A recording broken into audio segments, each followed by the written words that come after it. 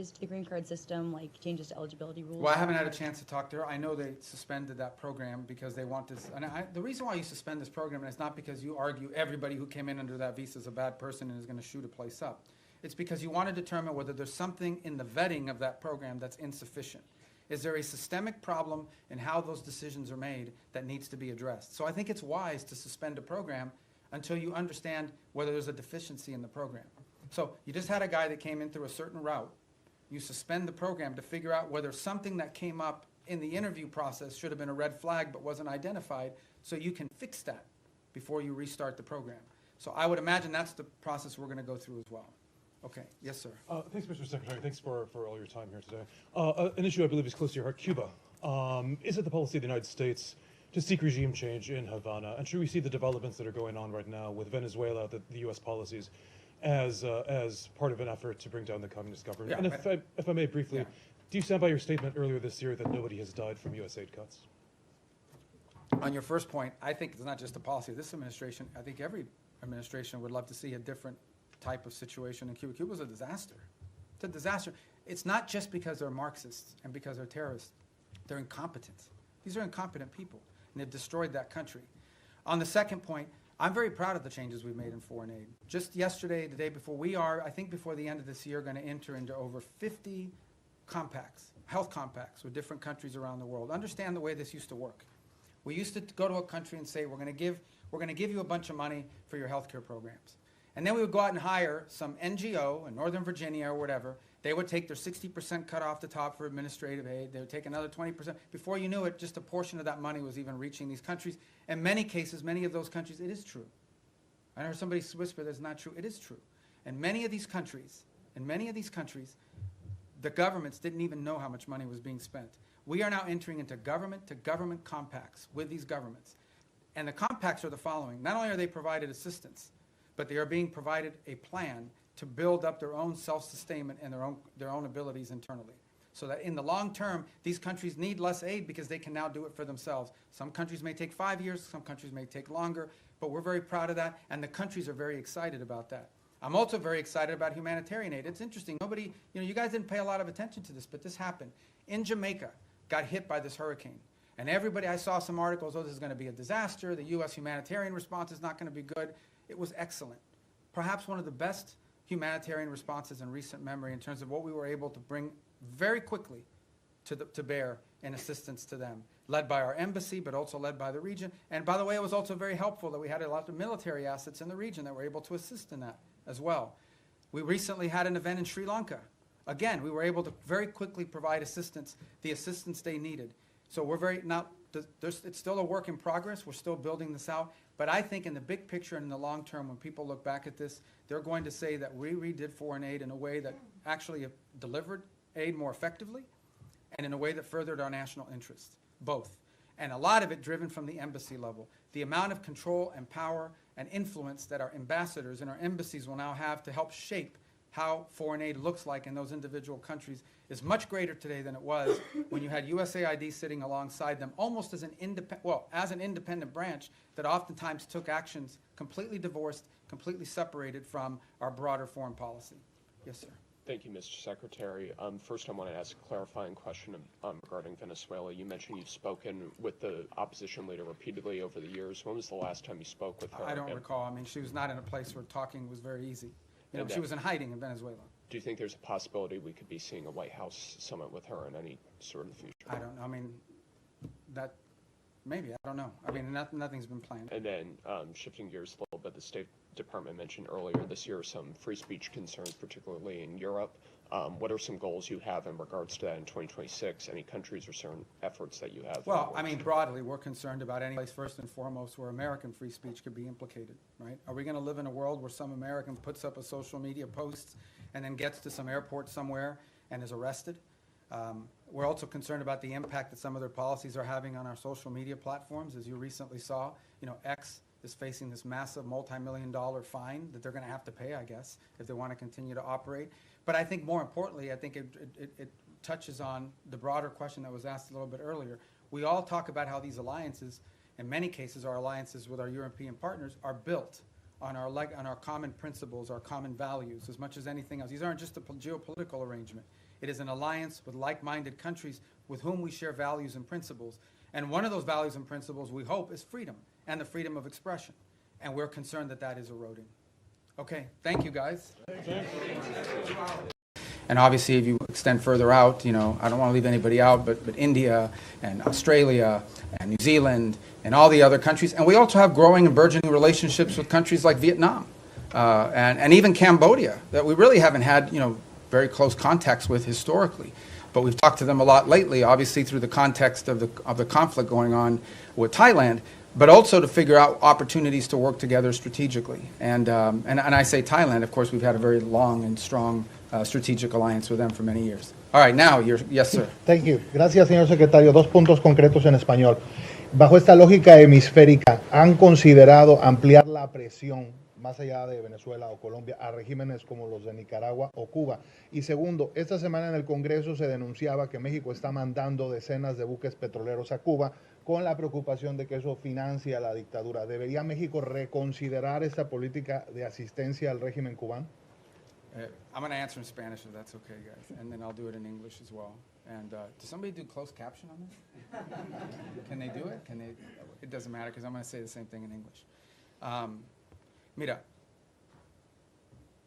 la amenaza más importante que existe en la región es estos grupos terroristas criminales. Es la amenaza que enfrenta Colombia, la amenaza que enfrenta el hemisferio entero, pero es la raíz de la violencia en Ecuador, en México, en todo Centroamérica, en todos estos países. Es la amenaza más primordial de la región. Entonces tenemos gobiernos que cooperan en nuestros esfuerzos en contra de eso. Panamá, Costa Rica, Ecuador, El Salvador, la República Dominicana. No dejo a nadie fuera, pero son muchos que cooperan. Tenemos y seguimos teniendo muy buenas relaciones con los equipos de seguridad de Colombia. Entiendo que el presidente de Colombia es una persona inusual, pero encima de eso tenemos, al nivel institucional, tenemos muy buenas relaciones y con México. El gobierno de México está haciendo más en este momento en el tema de seguridad que jamás en su historia. Queda mucho por hacer, pero tenemos cooperación. En el tema de Venezuela no tenemos eso, tenemos un régimen ilegítimo que no simplemente no coopera con Estados Unidos, sino coopera abiertamente con elementos criminales. Por ejemplo, el ELN y la FARC operan abiertamente desde territorio venezolano. Entidades de narcotráfico operan abiertamente y con la cooperación del régimen de Maduro para mandar drogas como cocaína a Estados Unidos a través del Caribe, creando una situación muy grave de seguridad en muchísimos países, inclusive Trinidad, República Dominicana, etc. Así que Estados Unidos lo que simplemente está buscando es la seguridad del hemisferio, que incluye, por ejemplo, Haití también. Y no hemos visto enfocado en eso. Obviamente los esfuerzos en contra de los barcos narcotraficantes saliendo de Venezuela han recibido mucha atención. Lo que no se habla lo suficiente, lo que estamos haciendo también en el mar Pacífico, donde hay esfuerzos andando también. La diferencia es que ahí tenemos la cooperación de gobiernos amigos. Lo que no se está hablando es lo que estamos haciendo junto con los mexicanos. Lo que no se está hablando es lo que estamos haciendo para crear una fuerza de estabilidad anti-pandilla dentro de Haití.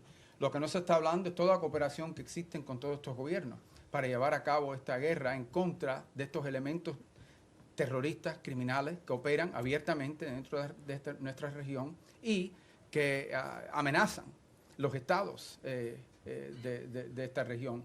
La buena noticia es que este nuevo año nos va a traer más gobiernos en el hemisferio que están dispuestos a cooperar en países como Bolivia, en Chile. Obviamente ya tenemos grandes amistades en lugares como Paraguay y Argentina.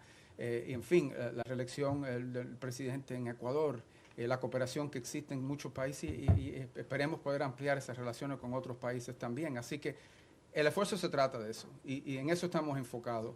Y obviamente tenemos que determinar cuáles son las fuentes de inseguridad en la región. Y esa fuente, la razón por la cual Venezuela ha recibido tanta atención, es porque Venezuela es un país que no simplemente, es un régimen ilegítimo, que no simplemente no coopera con nosotros, sino abiertamente coopera con elementos criminales y terroristas, incluyendo Hezbollah, Irán y otros. Y obviamente estos grupos narcos cooperan abiertamente desde ahí. The question that and it's a question many of you might have as well, is when it comes to the Western Hemisphere, the single most serious threat to the United States from the Western Hemisphere is from transnational terrorist criminal groups, primarily focused on narco trafficking, but they're in all sides businesses as well. So the good news is we have a lot of countries in the region that openly cooperate and work with us to confront these challenges. Mexico, their level of cooperation with us is the highest it's ever been in their history. Throughout Central America, for the most part, except for maybe Nicaragua and to some extent Honduras, we've had great cooperation from Ecuador, from El Salvador, from Ecuador being in South America, but across the Pacific coast where we're also undertaking efforts. Guatemala, Costa Rica, Panama, these are all nations that cooperate with us openly in search of stability in the region. You move to the Caribbean basin, in Trinidad, in Guyana, in Jamaica, in the Dominican Republic, countries that openly cooperate with us. Even Colombia, despite its unusual president, has institutions in that country that work very closely with us, and those ties remain unimpeded and unaffected. So all of this is very positive. There's one place that doesn't cooperate, and it's the illegitimate regime in Venezuela. Not only do they not cooperate with us, they openly cooperate with terrorist and criminal elements. For example, they invite Hezbollah in Iran to operate from their territory. But they also allow the ELN and the FARC dissidents not just to operate from inside of Venezuelan territory, to control Venezuelan territory, unencumbered, unimpeded. On top of that, we know that they are in cahoots with drug trafficking organizations. It's not just that they don't work with us against these organizations. Okay? It's that they openly, cooperate with these guys and allow them to operate. So these guys are, marching in and out, doing whatever they want from Venezuelan territory, and it's a challenge. And so that's why that's received so much attention. But I would urge you to not just focus on that, but also focus on all the other things we're doing in the region, including, for example, standing up this gang suppression force in Haiti, which we were looking for 5,500 forces. We already have pledges of up to 7,500 forces from a variety of countries. We've seen donors step up to fund that effort. That's a very important effort. It all ties together cohesively. But the goal here is to bring security and stability to the hemisphere, to the region we live in, okay, which has not received enough attention. To bring the elements of American power to achieve that, to do it in partnership with as many countries as are willing to work with us in that regard. That's the goal here, and it's comprehensive and involves more than just one place. What makes Venezuela stand out is that the regime there actually cooperates with the terrorists. Yes, sir. In that row right there. Yeah, right there in the middle. On the hemisphere, the White House recently put out the national security strategy, essentially reorienting towards the Western Hemisphere. It was How good, is the right? strategy going to, yeah. Well, I was involved So in you it, can right? answer from both hats, I Yeah, guess, exactly. but how is that strategy going to dictate your relationship with other hemispheric powers like Canada and Mexico? No, I mean, we want to partner with as many people. I mean, they face the same threats that we do. I mean, it's Mexican mayors that are being assassinated in public squares. It's Mexican journalists that are being assassinated. It's parts of Mexico and institutions in Mexico that in some cases are compromised, usually through threat by these elements. They recognize it, which is why they're partnering with us. Of course we want to work with other governments in the region to confront this challenge, and in most cases we have cooperative places. Now, we don't have that from Nicaragua or Cuba, but obviously didn't have it historically from Bolivia. We hope and expect that will change. And we certainly don't have that from the regime in Venezuela, who actually don't just not cooperate with us, they openly cooperate with narco-trafficking elements that use Venezuela as a transshipment point. Yes, ma'am. Yes, thank you, Mr. Secretary.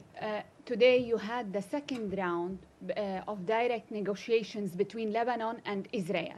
Do you foresee a potential deal between these two countries without another round of war? And the second question, if I may, on Sudan. We know, Mr. Secretary, it's a civil war, but also there's a regional factor here. Where the U.S. A regional what, I'm sorry? Factor Okay, in this yes. war.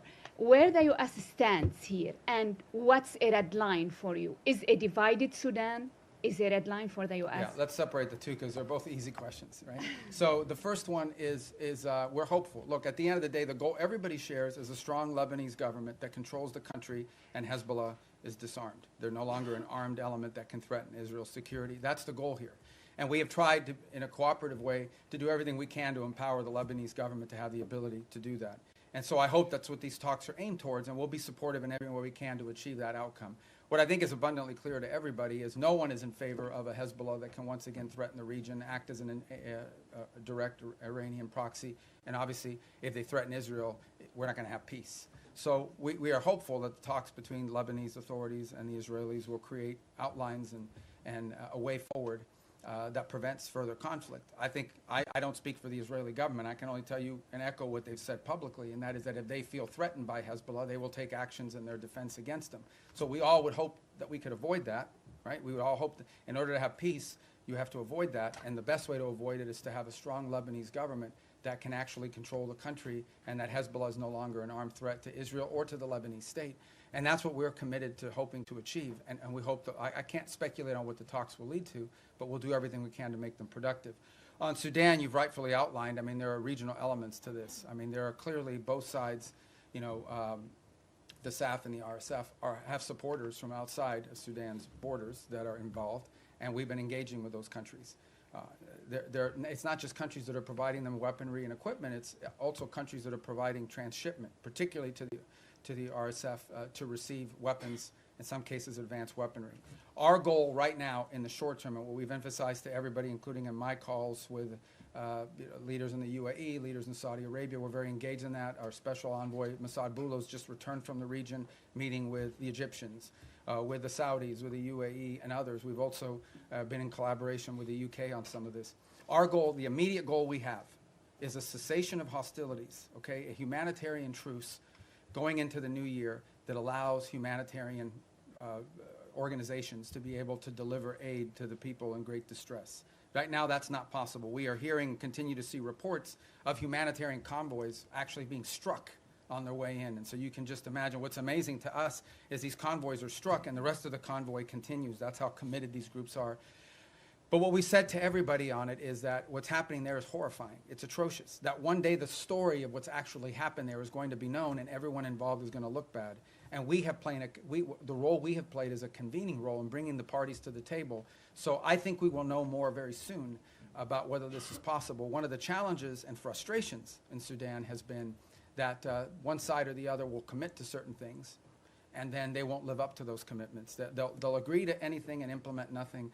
And oftentimes what happens is when one side feels like they're making advances in the battlefield, they don't necessarily see the need to concede at that point because they believe they're on the verge of achieving some success on the ground, and a truce would set them back. But what we've emphasized is none of these groups can operate without the support they're receiving externally. So we have been engaging with the countries involved from the outside to ensure that they are at the table and that they are pushing for the same outcome that we want, which is phase one, a humanitarian truce that at a minimum allows us to deal with the humanitarian calamity that occurs there.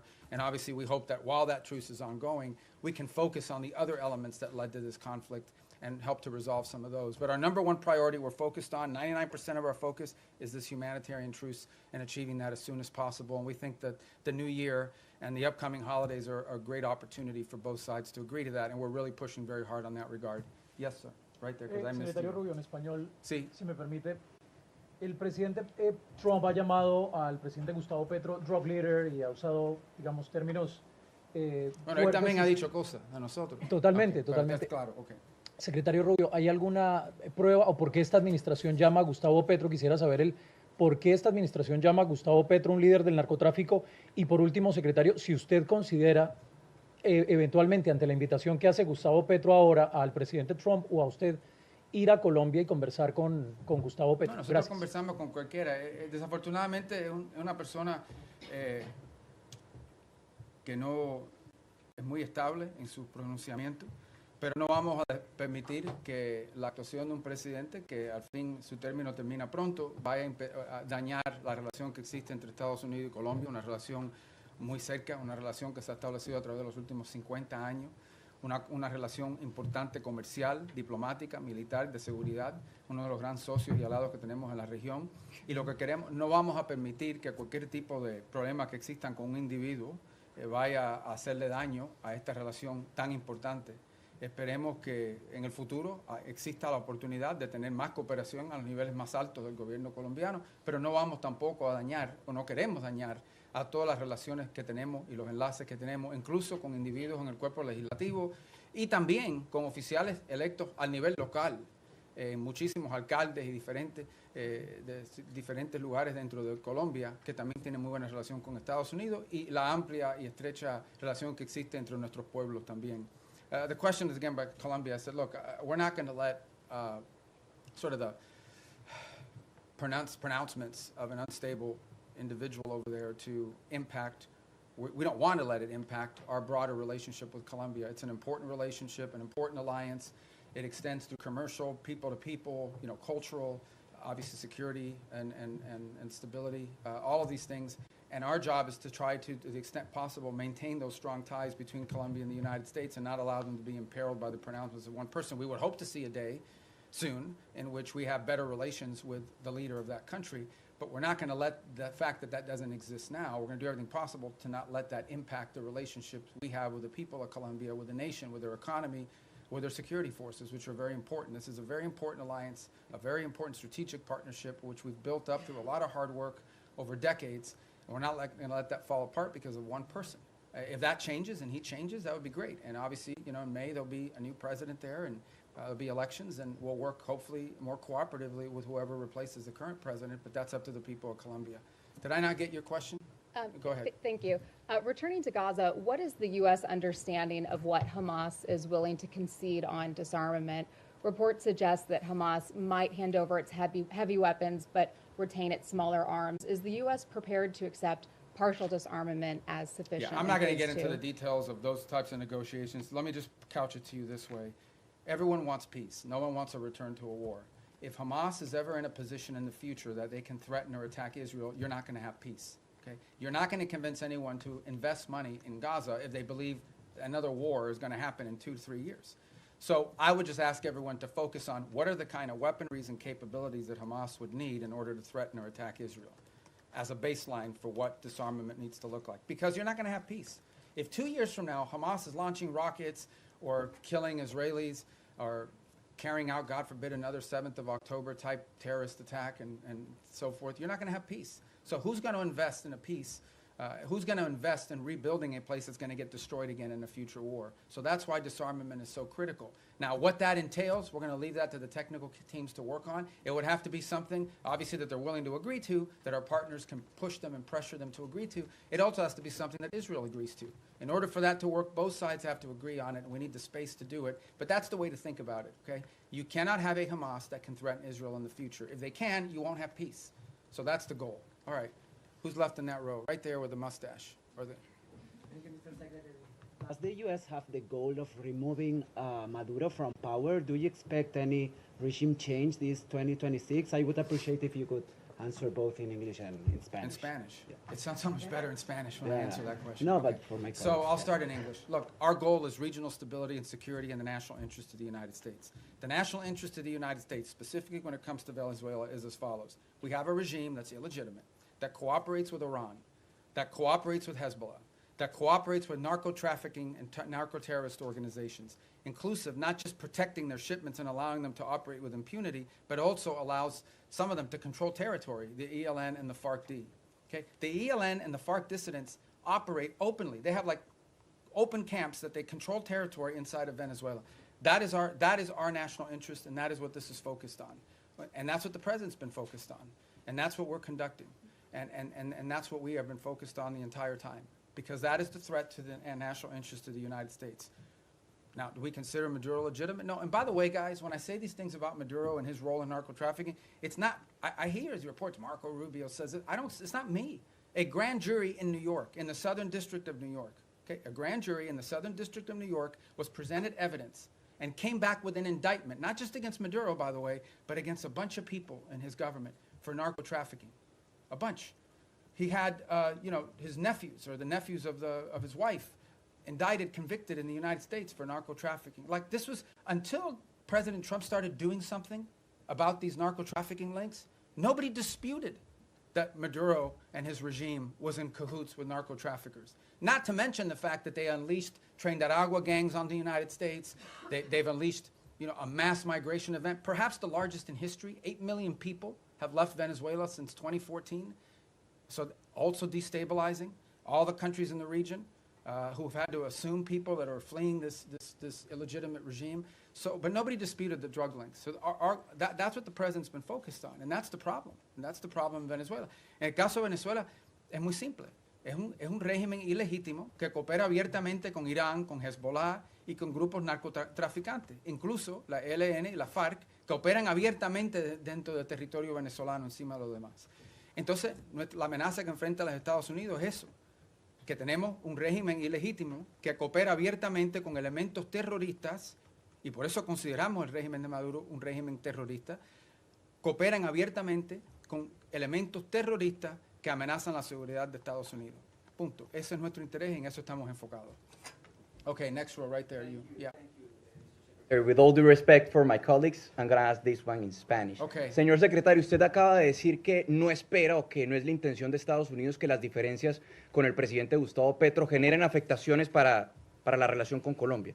Pero la verdad es que sí las han generado. Colombia fue desertificada, el presidente Donald Trump ordenó suspensión de recursos de cooperación para nuestro país y ya se están viendo consecuencias en materia de seguridad en Colombia. Nada más anoche asesinaron a 6 soldados colombianos, el ELN, con un atentado terrorista. Y la gran pregunta en Colombia hoy es ¿qué va a pasar el próximo año si Colombia elige un presidente de izquierda? Si las relaciones de Estados Unidos, las buenas relaciones con Colombia y el respaldo de Estados Unidos va a depender de que el pueblo colombiano elija un presidente que sea visto con buenos ojos por parte de esta No, administración. pero que esto no se trata de izquierda ni derecha. Esto se trata de una persona que simplemente no coopera con nosotros en estos esfuerzos. De eso se trata. Al final del día, el pueblo colombiano va a escoger el próximo presidente. Es una democracia, tienen elecciones, esperemos que se cumplan todos los requisitos. Tienen una larga historia de cumplir los requisitos democráticos. Aquí no estamos diciendo que Petro no fue electo democráticamente, aquí nadie dice que no fue así. Pero en fin, esto no se trata de izquierda ni derecha, se trata de tener en poder un presidente que coopera con nosotros. Obviamente, sin duda, la postura que era tomada en contra de Estados Unidos ha afectado a nuestra relación, no hay duda de eso ninguna. Estamos tratando de limitar eso lo más posible, pero también tenemos intereses que tenemos que proteger. Y tampoco vamos a pretender, cuando tienes un presidente diciéndole a los elementos de seguridad que no cooperen con Estados Unidos, eso no lo podemos ignorar. Pero por otra parte, entendemos que tenemos dentro del sistema colombiano, incluso al nivel legislativo, en el Congreso, en el Senado, también alcaldes y otros líderes políticos de ese país que sí quieren buenas relaciones con Estados Unidos, y incluso líderes que no son de derecha, que son de izquierda, pero que entienden la importancia de esa relación. Pero esto no se trata de ni izquierda ni derecha, se trata que si va a cooperar con Estados Unidos o no. Tenemos una larga historial de cooperar con Colombia, que fue un ejemplo y un modelo para la región, y ahora tenemos algo un poco menos, que es lamentable. Ojalá que eso cambie. The question was about whether the U.S. relations to Colombia is dependent on whether they elect a leader that's center-right or center-left. It has nothing to do with left or right. It has to do very simply with whether or not we have a leader there that we can work with. The U.S.-Colombian relationship, especially our security relationship, but also our economic one with a free trade agreement, is a model. It was a model for the region. We tried to replicate that. Everybody would use Plan Colombia as an example of what you need to do in these other places. And we want to continue that. Now, no doubt, when you have the president of a country saying some of the things and ordering some of the things that he's ordered, it's going to have an impact on some of that relationship. Our job is to try to preserve and protect as much of that relationship as possible, but it will be impacted. But it doesn't matter whether the next president is center-right or center-left. That's not the issue. The issue is whether the next president is someone who's going to, once again, cooperate with the United States and restart these relations. That's what we seek. And if President Petro changes in his stance, perhaps that could change as well. But if he doesn't, obviously, it'll be up to the people of Colombia to elect their next president. Yes, ma'am, right there in the middle. I don't want you guys to think I'm only picking the Spanish ones. Okay? I actually don't know who any, well, there's a list here, but I can't even read it without these glasses. All right. Go ahead, I'm sorry. Perdón. Secretario Rubio, usted lleva años denunciando el régimen de Nicolás Maduro y estuvo, entiendo, hace poco en una conversación telefónica donde hablaron el presidente Trump y Nicolás Maduro.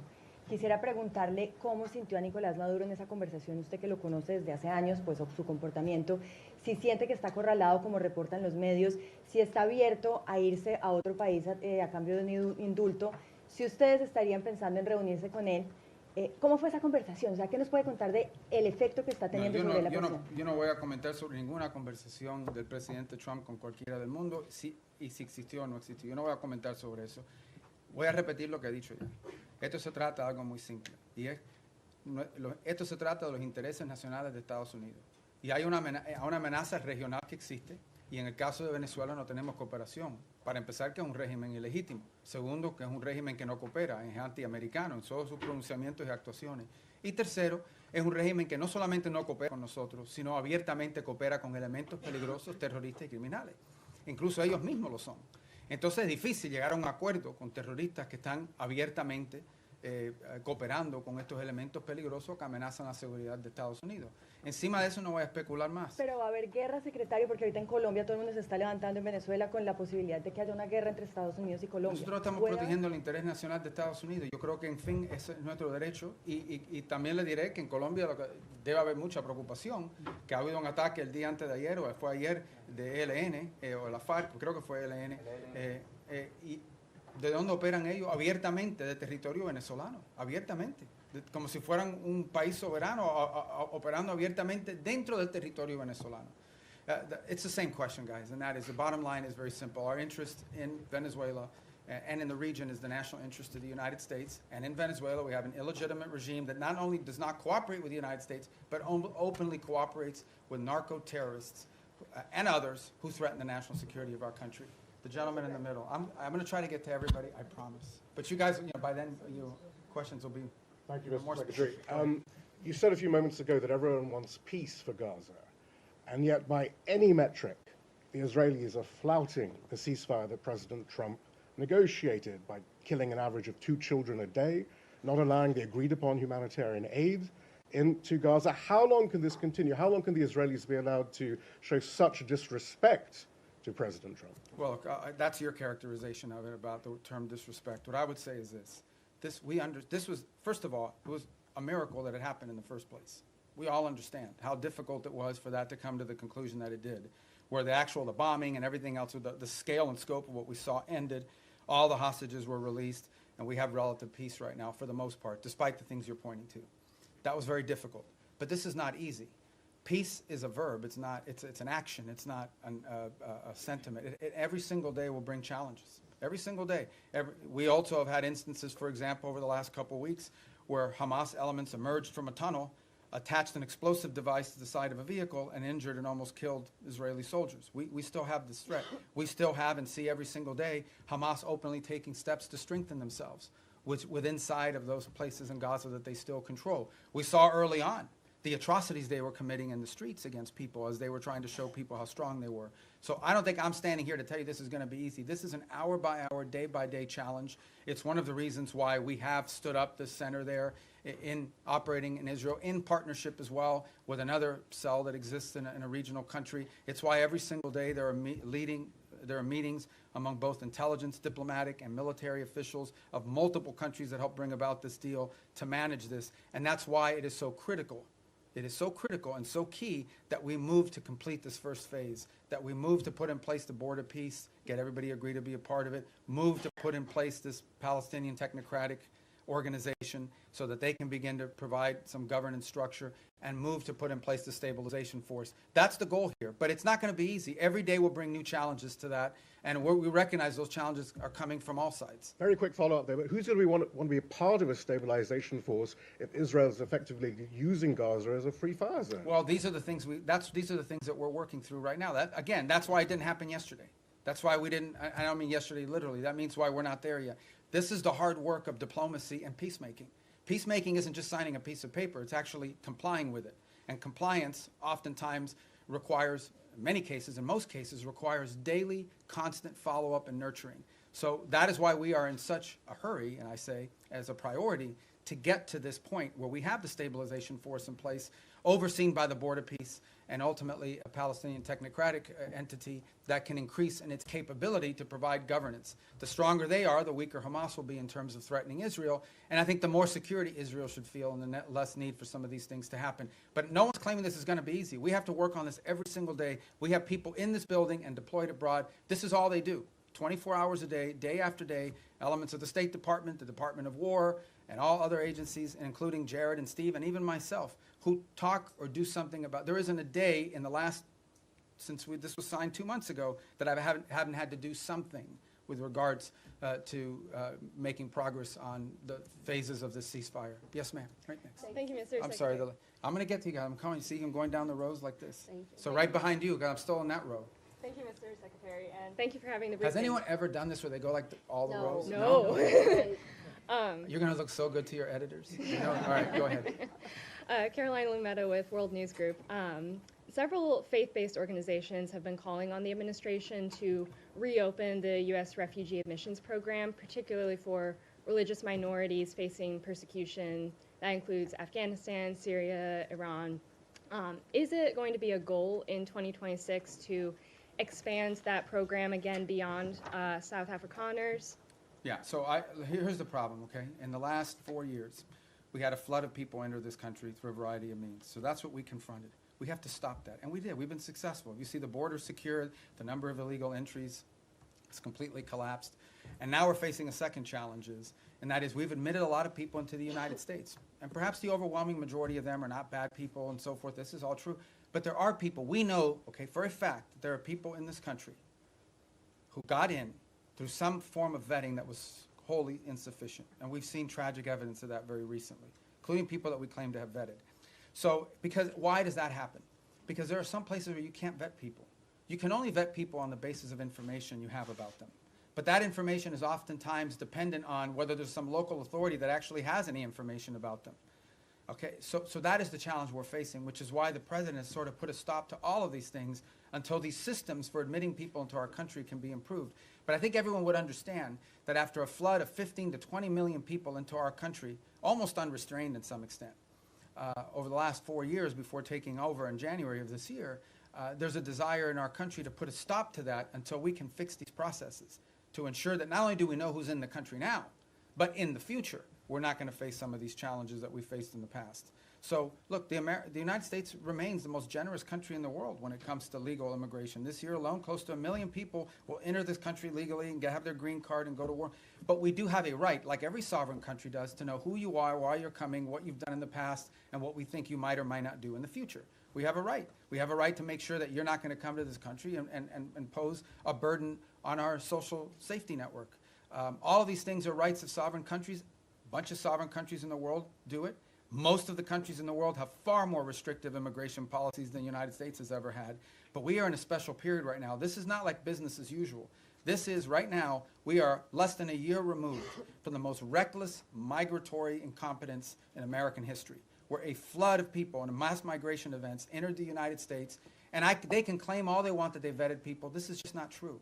Some of them were cursory vetting, and in some cases, you couldn't vet them, because the countries or places they came from had no documents upon which they could be vetted on. So that program will be studied, and it will not be restarted at the scale and scope it was until we are comfortable that it is one that we know everyone who's coming in and who they are and whether they meet the criteria for admission to the United States. Do you have any sort of Thank you so timeline for much, that? Mr. Secretary. A follow-up on the conversation between President Trump and Maduro, because the day after the conversation, the president said he was going to be meeting that gentleman very soon.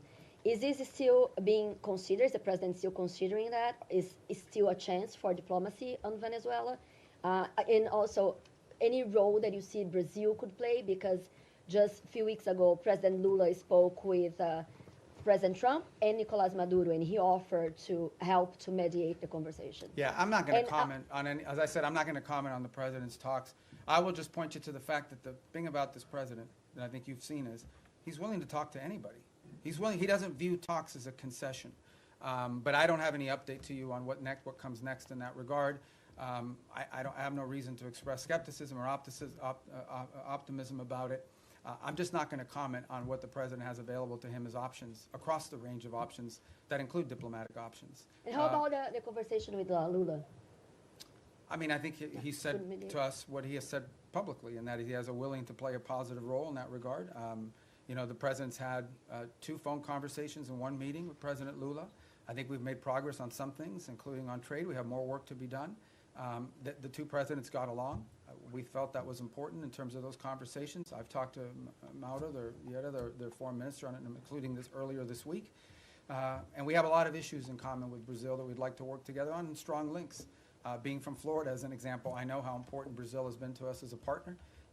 We've had some disagreements on a couple things over the years as well. But I feel like that relationship is on a positive trajectory. But as far as its role in Venezuela, I don't have anything to provide you on that today of any specificity. Just a quick Yes, sir. follow-up on the tariffs, political tariffs No, on I got to Brazil. get to him. Okay. Thank you, Mr. Secretary, and thank you very much for doing this. On phase 2 in Gaza, when is the soonest that we could see that being implemented? And then separately, you said at the top that you want the US to play the role of mediator that brings about the avoidance of war and ending conflicts. How do you square that position with a possible military intervention in Venezuela? Thank Well, first of all, a couple things. Wanting to pursue peace and secure peace does not necessarily come at the expense of your national interest. We reserve the right and retain the option of defending our national interest. Now, in the case, again, we're going to talk about Venezuela. Let's be clear. Maduro has made multiple deals with elements around the world, including with the Biden administration. Okay, Maduro made a deal with the Biden administration, and here's the deal he made. And I only say this to you not because we want to get back to that deal, but just as an example of why the guy cannot be trusted to keep deals. It's a problem.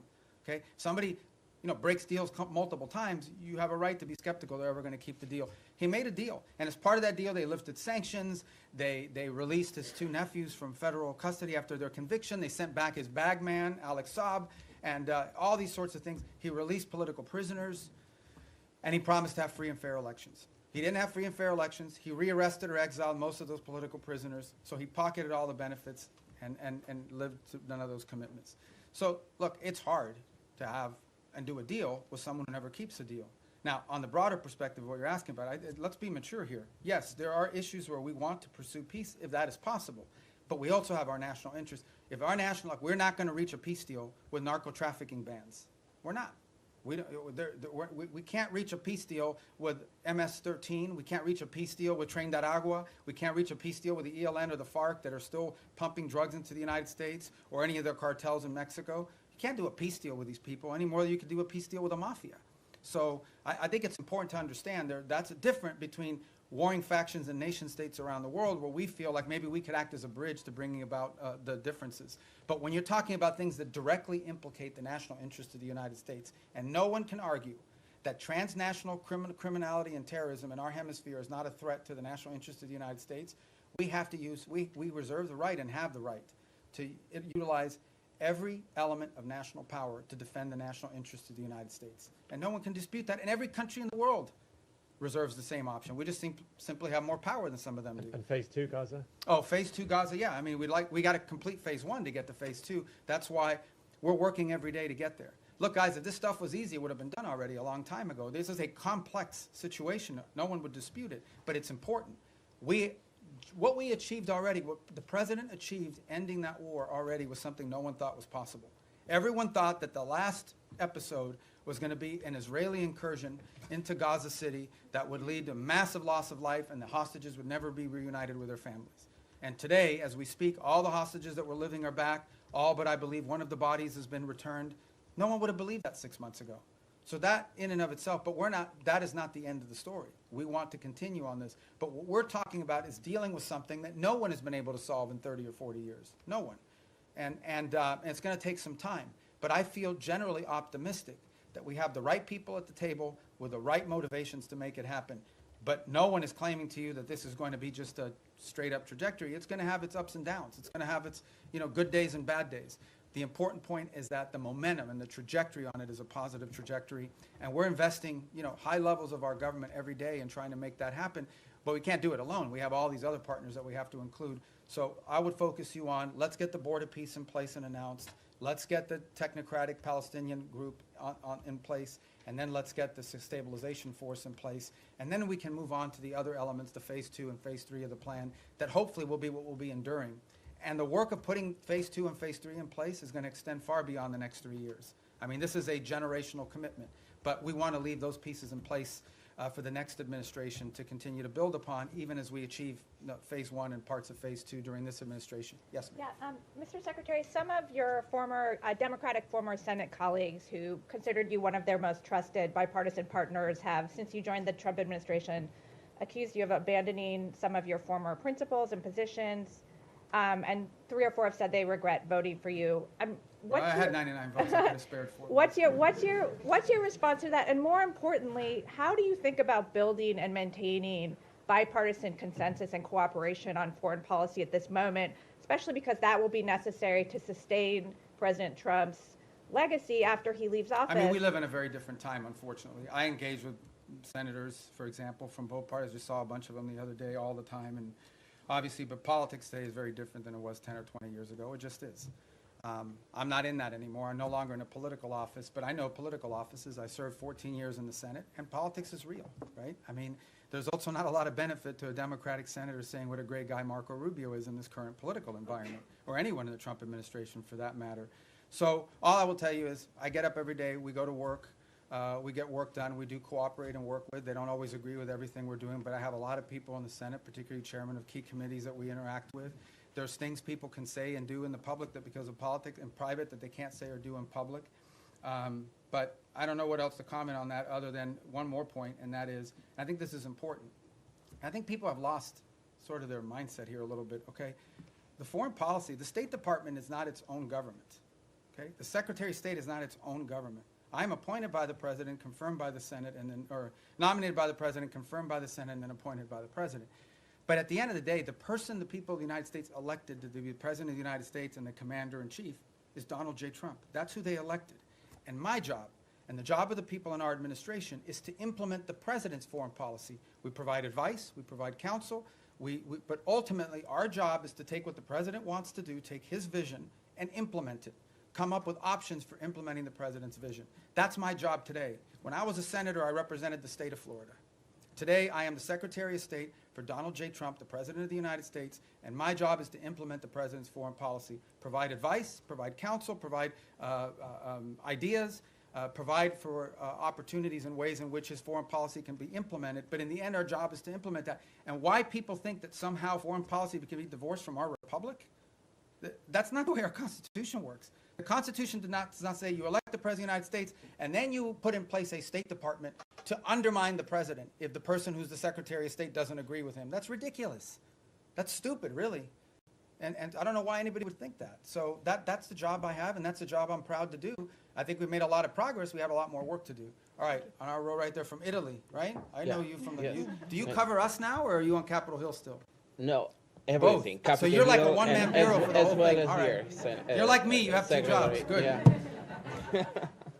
All right. Thank you, Mr. Secretary. So the United States, on one hand, are mediating with Russia to end the war in Ukraine. But on the other hand, the Russian foreign minister yesterday or the day before said it would be a fatal mistake from the U.S. To block the oil tanks from Venezuela and trying to overthrow the Maduro regime. So what kind of what's the assess that you're doing, and are there any safeguards in place to avoid escalation with Russia? And then I have another question about the Hezbollah, sir. Yeah, we're not concerned about an escalation with Russia with regards to Venezuela. I mean, we've always expected them to provide rhetorical support for the Maduro regime. I think they have their hands full in Ukraine. And if he's watching, Sergei, Merry Christmas. And but at the end of the day, I expected them to say what they were going to say. The rhetorical support, we understand what that's at. It's not a factor in how we consider this whole thing. And then, if I may, about the Hezbollah, I know you already answered, but I wanted to ask you if the U.S. administration is considering a broader military support involving also potential Arab partners, not only in providing weapons, but also going into the field to disarm the Hezbollah if the diplomatic talks will fail. Well, I've not heard anyone sort of suggest that at the level of detail that you've talked about. I think regionally, for example, if you talk to the Syrian authorities, they're very concerned about Hezbollah. I think most of the countries in the Gulf region view Hezbollah as an agent of Iranian influence and Iranian action. But as far as what you're discussing, which is sort of a coalition of armed units going into Lebanon to disarm Hezbollah, I've not heard that proposed by anybody. Perhaps you have, but I haven't, and that's not certainly something we've been... Senator Graham okay. was talking about this at the Congress. Colleagues, yeah.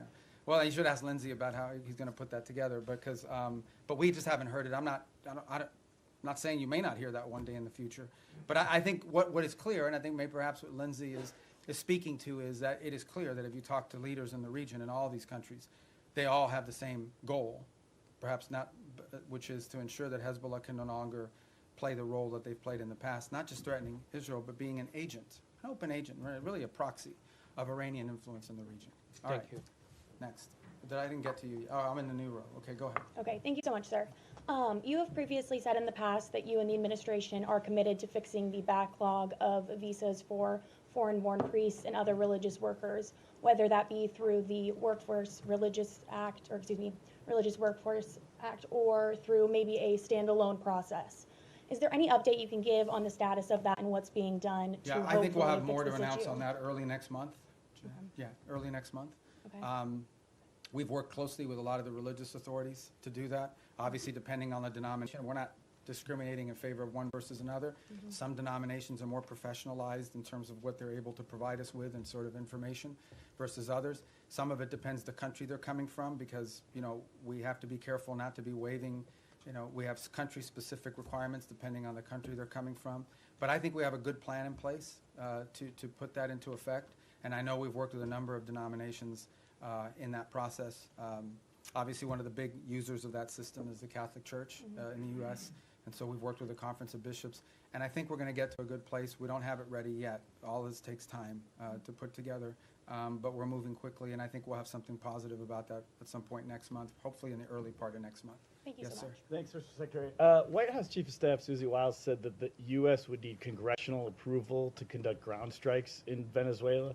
Do you share that view? And in your response today on regime change, Wiles already acknowledged that the point of the boat strikes was to pressure Maduro, i.e. have him leave. Why not just acknowledge that this is a regime change? Do you have the quote she said? That this is No, but do you have the quote? to cry uncle. Yeah, was so, the okay, quote, yeah. so cry uncle, all right? I guess in Spanish you would have to say tío. But I think, I don't know how that, I mean, you can interpret any way you want. But at the end of the day, it is clear that the current status quo with the Venezuelan regime is intolerable for the United States. The status quo, that they operate and cooperate with terrorist organizations against the national interests of the United States. Not just cooperate, but partner with and participate in activities that threaten the national interests of the United States. So yes, our goal is to change that dynamic. And that's why the president's doing what he's doing. Change that dynamic by ensuring that no one wants to get on drug boats anymore. You know, people were just going out there, you know, openly without any fear of the reaper. And now I think people understand, like, it's not a good idea. By the way, we haven't had a strike in the Caribbean basin in almost 5 weeks. Do you know why? It's not because we stopped looking. It's because no one wants to get on a boat anymore and do that. So it's been effective at cutting that down. Now there's been strikes in the Pacific. So the bottom line is that, sure, our goal is to, I mean, what's the point of doing something?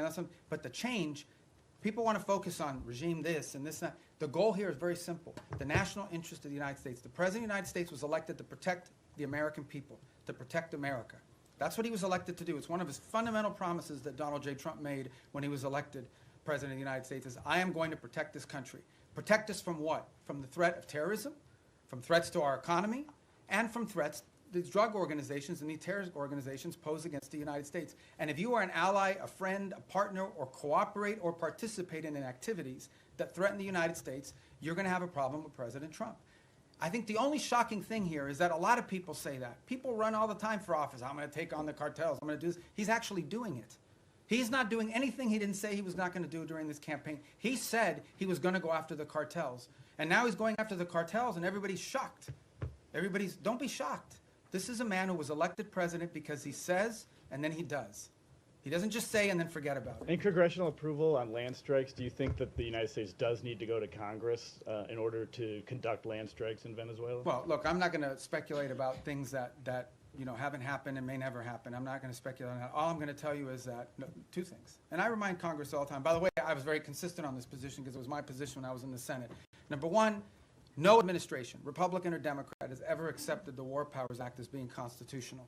That said, multiple administrations, including this one, have sought congressional approval and or certainly congressional notification of actions taken. Why? Because American action is always strongest when it has the buy-in and the participation of a broad set of actors. Now, given our current political climate, that's not always easy because we do have people today in politics that are against everything that President Trump is for. It doesn't matter what it is. It doesn't matter if they themselves had the same position. If it's President Trump's idea, they're against it reflexively. Okay? That's the nature of the current climate in our politics. But I can tell you that to this point, nothing has happened that requires us to notify Congress or get congressional approval or cross the threshold into war. We have very strong legal opinions. We have now briefed Capitol Hill 23 times, 23 briefings, bipartisan briefings on Capitol Hill. I have personally participated in 6 of those 23 at the highest levels of the committee, but then the full House and then the full Senate, which, by the way, are always interesting. Okay, get it. I've been there before, okay? So, I was part of this thing in the past as well. But you do this briefing, you answer all their questions, and then they go out and tell people, we heard nothing, we saw nothing, that we were pleased with. They already had their answer before they went in, but we do them anyways. And we continue to do them. not to mention the individual calls I've had with leaders in Congress, and I'm not going to disclose what those are. So everybody over there knows what we're doing, they know why we're doing it, and we've kept Congress fully apprised, and we'll continue to do so. Yes? Thank you, Mr. Secretary. The settlers' violence is rampant in the West Bank. The what is, I'm sorry? The settlers, Yes, the okay, Israeli yeah. settlers' violence in the West Bank is being escalating, is increasing. Also, Israel is building around 20 settlements unit. Doesn't this undermine your own effort in the peace process? And also, if I may, on Gaza, the humanitarian situation is dire. The babies have been frozen to death because of the weather. Tents have been flooded. Is this anything that the United States can do to alleviate the suffering of the civilians in Gaza? Yeah. In the case of the West Bank, we have, and you've seen our embassy even has put out statements and comments about specific incidents there that we're concerned about, that we do think, create a point of strong friction in the broader effort. And our own embassy, and Ambassador Huckabee has spoken to this as recently as a couple weeks ago, very firmly, I believe. And so we'll continue to communicate that as we have and make our opinion known in regards to its impact on the broader challenges. In the case of humanitarian, absolutely. I mean, this is the reason why that group is set up there every single day. We've been successful at opening new corridors. We want to continue to see that increase. We want to continue to see the flow of aid increase into those parts of Gaza that are still under Hamas control. But it also goes back, not to sound like a broken record, to why it is so critical to have the border peace put in place and the Palestinian technocratic group put in place. Because that allows us now, when you have this technocratic Palestinian group in place and a stabilization force to provide security, it now allows us to have someone we can work with to turn over the humanitarian aid to and have them be the ones that help distribute it along with these international partners. That's what the point we're trying to get to, that we can get to a point where that is, and part of the thing with humanitarian aid is also security. Someone has to provide security for these convoys as they go in, because oftentimes they have been attacked, they've been looted, they've been so forth. We don't have a force that can do that right now unless the Israelis are going to go in, and that would violate the ceasefire. But if we have a stabilization force on the ground, they could provide security. And then the technical side of it, the logistical side of it, along with the international partners, is what the Palestinian Technocratic Organization can do. That is why we are in such a hurry to finalize that phase of this deal so that the aid can flow. And not just aid, then we can move from aid to reconstruction, which is the goal everybody has. You want to reach a point in which you're not providing aid because Gaza has an economy, and it's not an economy controlled by Hamas. But we can't get to that stage until we can secure the place. And that's why we're in such a hurry to finalize that phase of the deal. Yes, sir. Vladimir Putin today had I his thought own... you were introducing yourself. No, no. I'm Vladimir Definitely Putin. not. Definitely not. Vladimir Putin. What are you doing here? Nick Schifrin, PBS NewsHour. Vladimir Putin had his own end-of-year press conference today. Oh, he's trying to step on my message. Yeah. His went, I think, 4 hours, so we got at least 3 hours. And he said he was willing to end the war in Ukraine. I bet you he didn't do it in Spanish. He did not. All right. Go ahead. I'm sorry. No, it's all right. He said he was willing to end the war in Ukraine based on principles he had outlined last summer, and that included a complete Ukrainian withdrawal from 4 regions, most of which are not occupied by Russia, recognition of occupied Russian territory in Ukraine, and the complete lifting of sanctions. That goes beyond some of the recent conversations you've been having. So do you think Putin is serious about peace, and is the U.S. willing to recognize occupied Russian territory in Ukraine? Look, I think ultimately there is what people say, and I'm not claiming that that's not his position. I'm just saying there's what people say and then what people do. In the end, we're not going to base our approach to finding peace here on the basis simply of what people are saying. We're going to base it on what people are willing to agree to, what countries are willing to agree to. Our role is very simple. We try to understand what the Russian position, how much can they give and what do they have to have. We understand the Ukrainian position, and we try to find whether those two things can overlap. Maybe that happens this week. Maybe that happens next month.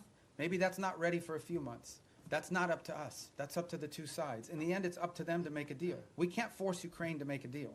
We can't force Russia to make a deal. They have to want to make a deal. The role we're trying to play is a role of figuring out whether there's any overlap here that they can agree to. And that's what we've invested a lot of time and energy and continue to do so. That may not be possible. I hope it is. I hope it can get done this month before the end of the year. I want it to end as soon as possible. I know the president is deeply committed to helping it end. I know this, though, we're the only ones that can do it. If we were not involved, no one would be talking to both sides. The UN can't do it. But who else is going to do it? Nobody in Europe can do it. So I think the one thing people should have is an expression of gratitude that President Trump is willing to continue to engage in this despite the fact that we haven't yet gotten the outcome that he hopes to have, because no one else could do it. So that's what we're trying to do here. So this whole narrative that we're trying to force something on Ukraine is silly. We can't there's no peace deal that Ukraine, there is no peace deal unless Ukraine agrees to it. But there's also no peace deal unless Russia agrees to it. We are just trying to find whether there's common ground that we can make happen. And maybe that's not possible. Maybe it is. Maybe that's not possible right now. But we don't think our work could potentially serve as a baseline for that in the future. Maybe it is possible now. We're going to continue to test it and see where we can get to. Is the U.S. willing to recognize occupied territory? I'm not going to speak on any specifics of any deal because we're not going to be able to negotiate a peace deal, especially one like this, in the media. Suffice it to say, let me just put it to you this way. There can't be a peace deal unless Ukraine agrees to it. And there can't be a peace deal, of course, unless Russia agrees to it. But remember that. Any peace deal is one that Ukraine has to agree to because they're a combatant. If Ukraine says we don't agree to it, there won't be peace. So our job is not to force anything on anyone. It is to try to figure out if we can nudge both sides to a common place. And guys, in a conflict like this, in a war like this, that's not easy. It takes a lot of time. We're going to have some patience with it, unfortunately. It's already gone longer. But understand why the president cares about this, okay? Because let's be honest here, and I'm not trying to diminish this, okay? Because it's an interesting position to be in. The United States only provides, we don't provide weapons to Russia. We only provide weapons to Ukraine.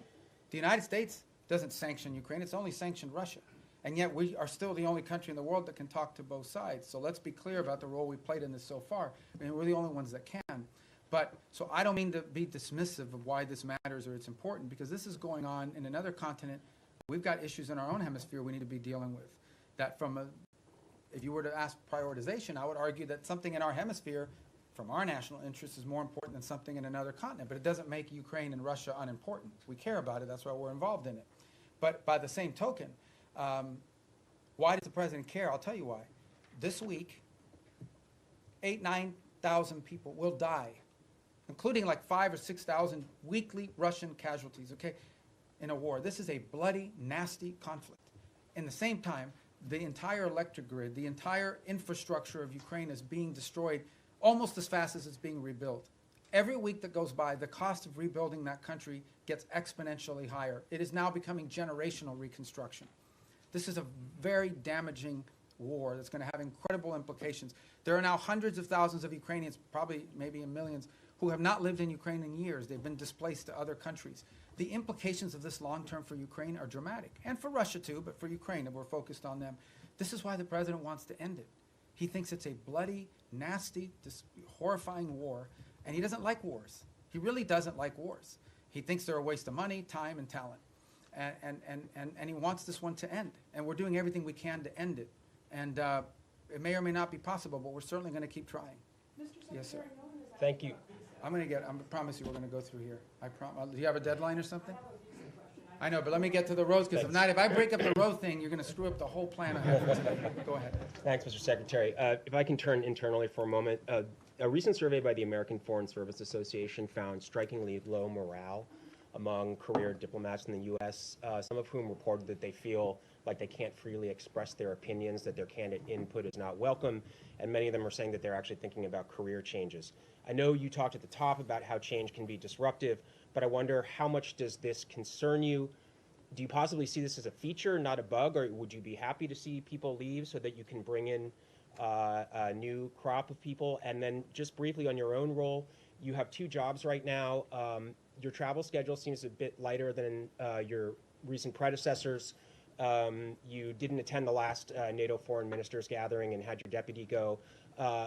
Are you fully performing the job of Secretary of State? Are you more of a national security advisor than a Secretary of State? Can you talk about that? Well, first of all, on the travel schedule, we have a lot of leaders keep coming here, too. So you talk about NATO, great example on NATO. I already went to a NATO meeting this year of all the foreign ministers.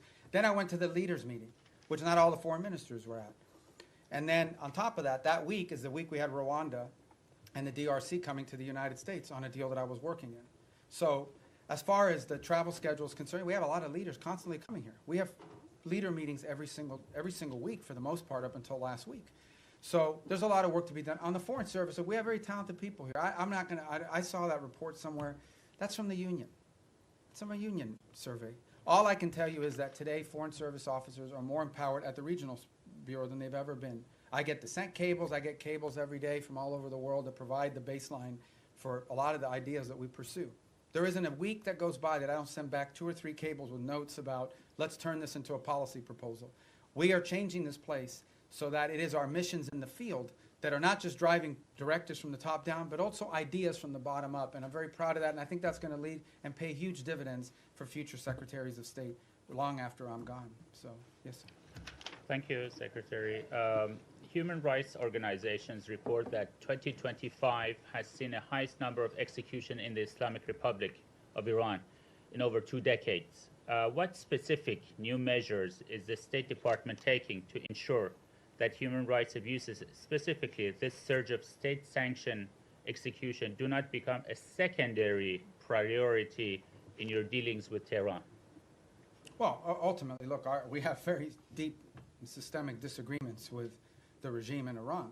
And it's part of one of, if not the most sanctioned country in the world, one of the most sanctioned countries in the world. There isn't a week that goes by, or at least 2-3 times a month, I'm authorizing some new sanction on some new entity related to Iran. I don't think anyone could argue that this administration has been friendly towards them. So we continue to feature these things because it tells us about who they are.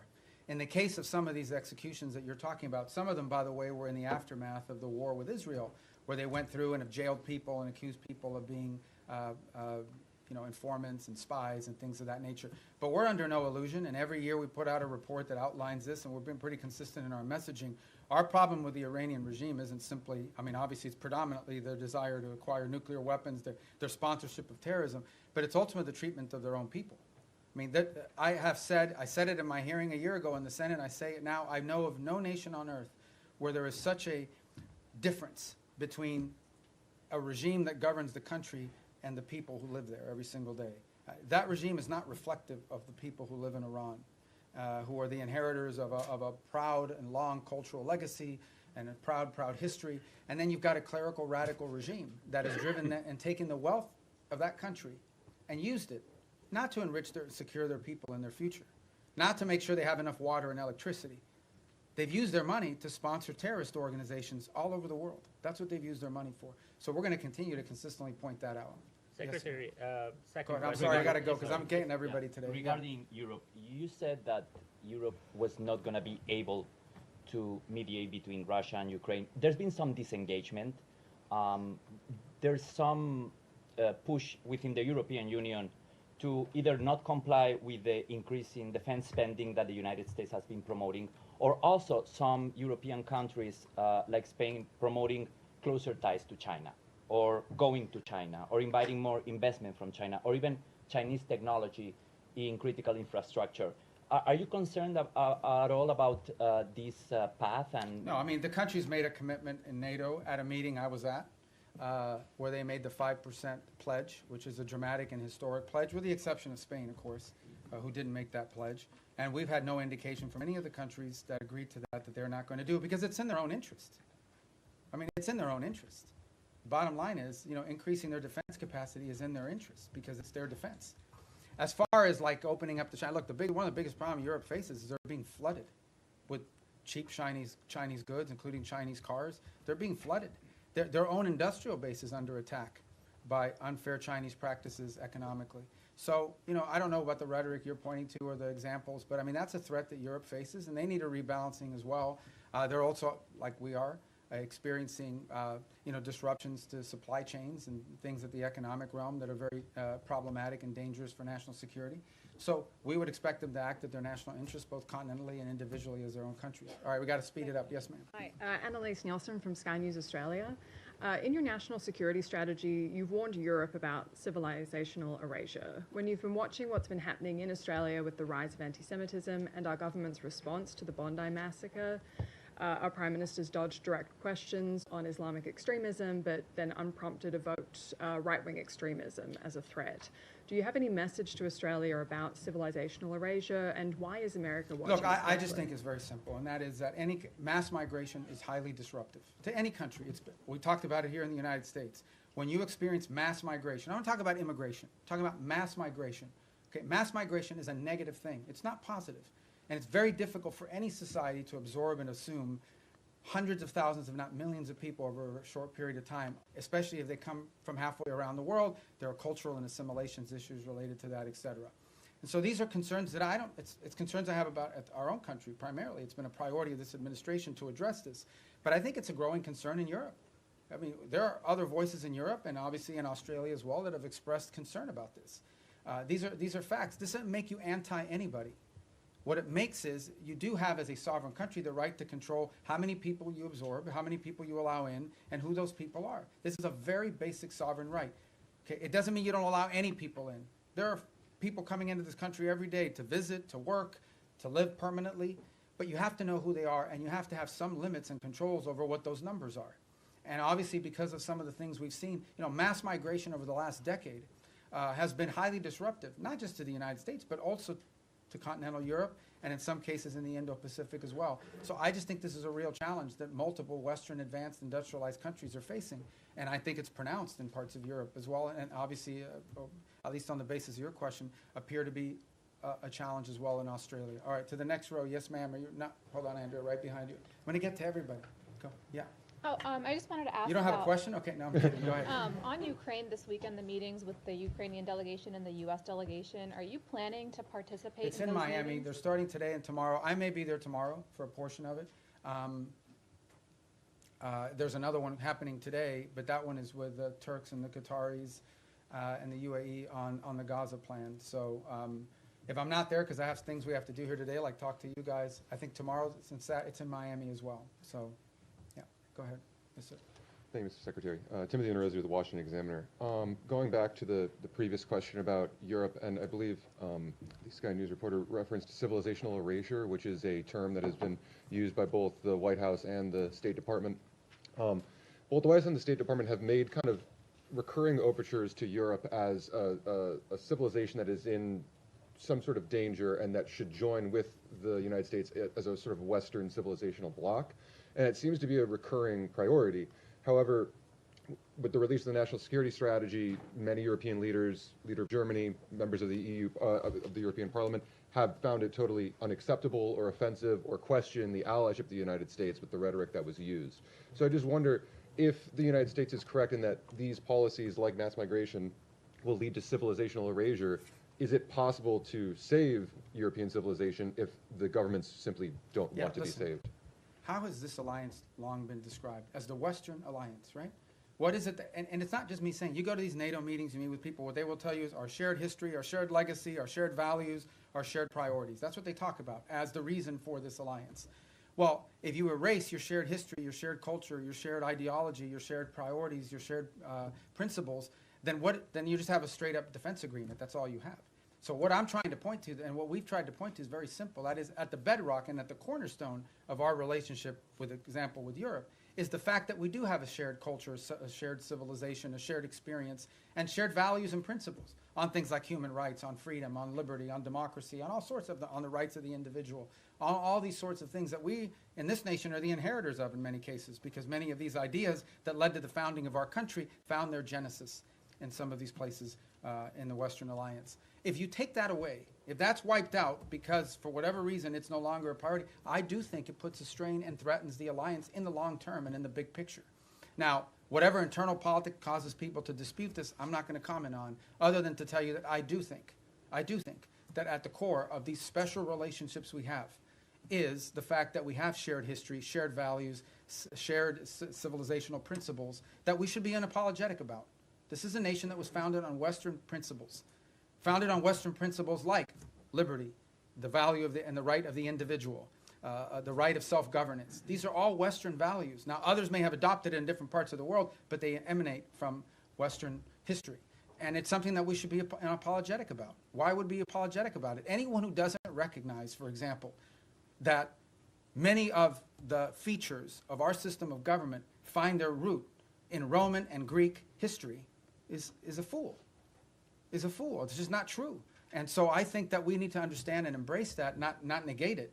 And I think that's what we're pointing to here, is that we are concerned that particularly in parts of Western Europe, those things that underpin our alliance and our tie to them could be under threat in the long term. And by the way, there are leaders in those countries that recognize that as well.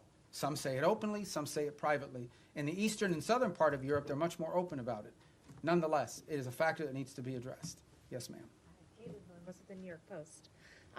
So you said earlier that you don't see a surrender happening anytime soon when it comes to Ukraine and Russia.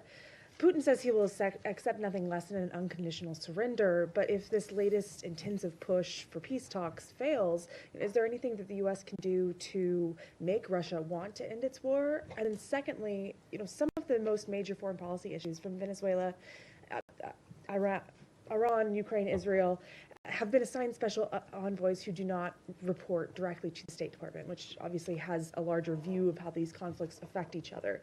How intimately has State been involved with these envoys' strategies and actions this year? And do you see State taking a larger role in these kind of day-to-day negotiations?